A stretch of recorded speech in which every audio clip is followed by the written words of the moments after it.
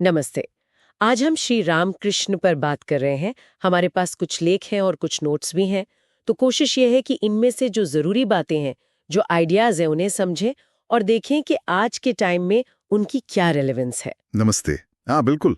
और इन सोर्सेस को देखकर जो पहली चीज एकदम स्ट्राइक करती है, वो है ईश्वर अनुभव का जो आइडियल है, उसे फिर से स्थापित करना। ईश्वर अनुभव मतलब श्री रामकृष्ण एक ऐसे टाइम में आए जब आप देखिए भौतिकवाद बढ़ रहा था, साइंटिफिक सोच हावी हो रही थी, तो जो पारंपरिक धार्मिक विश्वास थे वो कहीं ना कहीं कमजोर पड़ रहे थे। हाँ, ये तो है। तो ऐसे में उन्होंने अपने जीवन से दिखाया कि भाई ईश्वर का प्रत्यक्ष अनुभव, मतलब उनको जानना, महसूस करना, वो आज भी पॉसिबल है।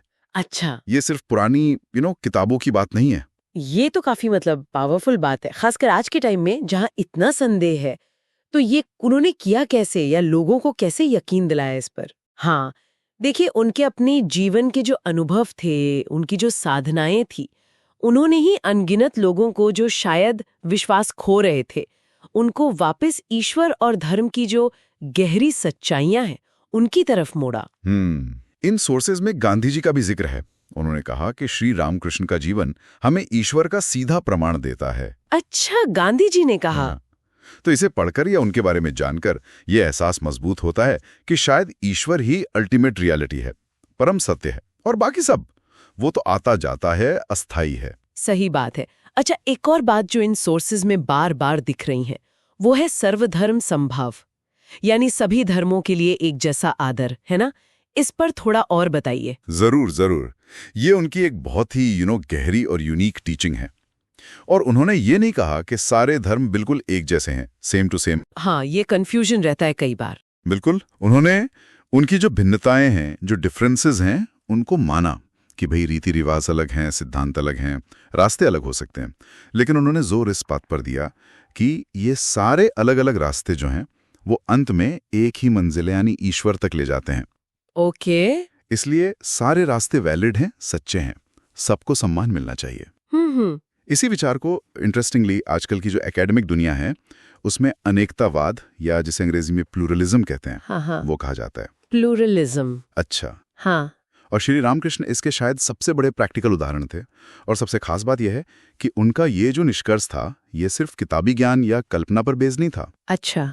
उन्होंने खुद अलग अलग हिंदू साधनाएं तो की ही, साथ में इस्लाम और ईसाई मत की भी साधना की, और उस अनुभव के आधार पर यह कहा। ओह, ये तो बहुत बड़ी बात है।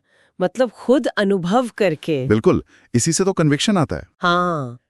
तो आज के टाइम में जब हम देखते हैं कि धर्म को लेकर इतना तनाव है, कट्टरता है, तब इस विचार का क्या महत्व है? बहुत ज्यादा, बहुत ही ज्यादा।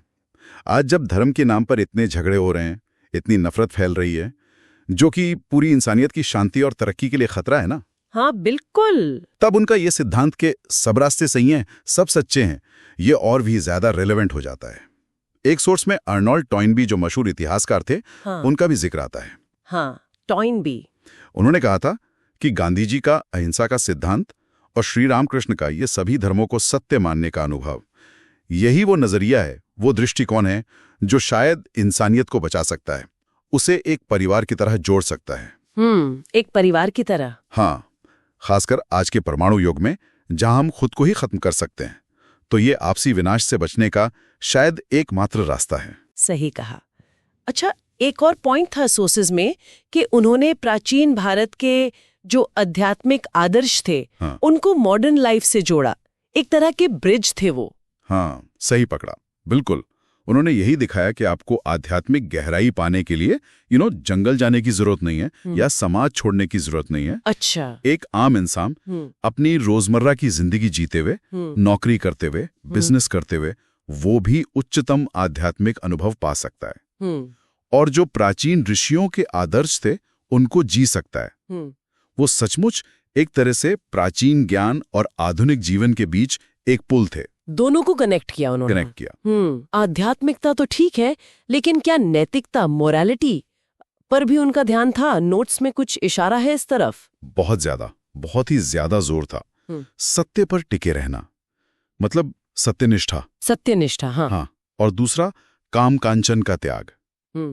काम यानी वासना, शारीरिक इच्छाएं, और कंचन मतलब धन दौलत का अत्यधिक मोह। अच्छा, लस्ट एंड ग्रीड जिसे कहते हैं। हाँ बिल्कुल, इन दो चीजों के त्याग पर उन्होंने बहुत बल दिया।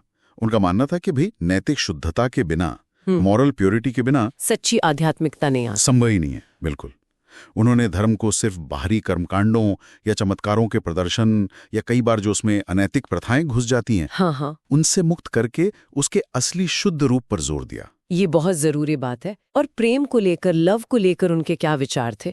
एक जगह इसे प्रेम का दैवीकरण कहा गया है, डिविनाइजेशन ऑफ लव। हाँ, क्या बढ़िया शब्द है। उन्होंने प्रेम को सिर्फ इंसानी भावनाओं या अटैचमेंट तक ही नहीं रखा।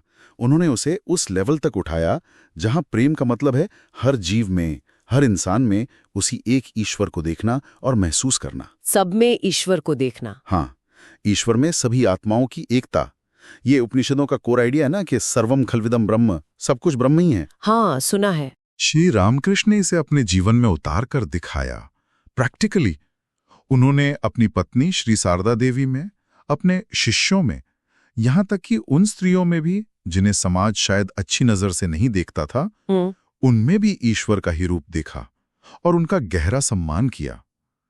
तो वो जो बात है ना, ईश्वर प्रेम है, गॉड इज लव, हाँ, वो उनके जीवन में साकार होती दिखती है। और मानवीय रिश्तों को, ह्यूमन रिलेशनशिप्स को इस तरह दिव्यता से देखना, ये इंसानियत के लिए बहुत बड़ा कंट्रीब्यूशन है उनका। तो अगर हम समराइज करें, इन सोर्सेज से जो मुख्य बातें निकल रही हैं, वो है ईश्वर का डायरेक्ट अनुभव आज भी मुमकिन है। बिल्कुल। सभी धर्मों के रास्ते सच्चे हैं, उनका आदर होना चाहिए। हाँ, नैतिक जीवन यानी मोरालिटी आध्यात्मिकता का बेस है एकदम। और प्रेम का मतलब सिर्फ इंसानी लगाव नहीं, बल्कि सब में ईश्वर को देखना है। बिल्कुल सही कहा। उनका जीवन और ये जो शिक्षाएं हैं जो इन सोर्सेज में साफ दिखती हैं, वो यही दिखाती हैं कि गहरी आध्यात्मिकता और एक मीनिंगफुल मॉडर्न लाइफ, ये दोनों साथ साथ चल सकते हैं। इनमें कोई विरोध नहीं है। अब सोचने वाली बात शायद ये है कि हम अपनी रोजमर्रा की जिंदगी में इन प्रिंसिपल्स को, ईश्वर पर एक जीवंत विश्वास, सभी रास्तों का आदर, सच्चाई और ईमानदारी और हर इंसान में दिव्यता देखने की कोशिश, इनको कैसे थोड़ा थोड़ा उतार सकते हैं। हाँ, ये एक महत्वपूर्ण सवाल है सोचने के लिए।